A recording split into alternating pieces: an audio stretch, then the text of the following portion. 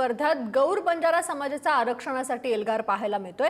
ST प्रवर्गातून बंजारा समाजाला आरक्षण देण्याची मागणी या मोर्चामध्ये करण्यात आली आहे। पारंपरिक वेशभूषेत महिला या आंदोलनामध्ये सहभागी झालेल्या आहेत। मोर्चात गौर बंजारा बांधव मोठ्या संख्येने सहभागी झाल्याचं पाहायला मिळतंय। वर्ध्यात निघालेल्या मोर्चा दरम्यान बंजारा समाज बांधवांशी संवाद साधलाय आमचे प्रतिनिधी पंकज गादगे यांनी।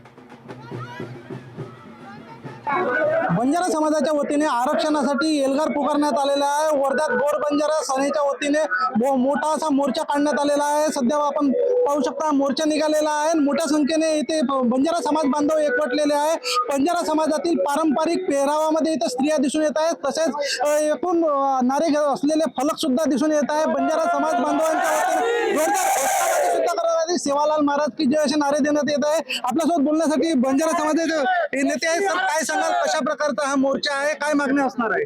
आज वर्धा शहरामध्ये हजारोच्या संख्येने इथे समाज बांधव उपलब्ध आहेत, ते आलेले आहेत आणि या समाजाची इथे वर्धामध्येच नाही तर संपूर्ण महाराष्ट्रामध्ये मागील 3 सप्टेंबर पासून तालुका जिल्ह्याच्या ठिकाणी मोठ्या संख्येने त्या ठिकाणी मोर्चा करण्यात येतोय आणि मोर्चा मागचा सगळ्यात महत्त्वाचा उद्देश असा आहे की 2 सप्टेंबरला मराठा समाजाला हैदराबाद गॅजेटचा आधार घेऊन जे आरक्षण देण्यात आलं, त्याच हैदराबाद गॅजेटमध्ये 1909 आणि 1928 पेज नंबर 24 वरती या समाजाची ॲबोरिजिनल ट्राइब म्हणजे आदिम जमात म्हणून नोंद आहे।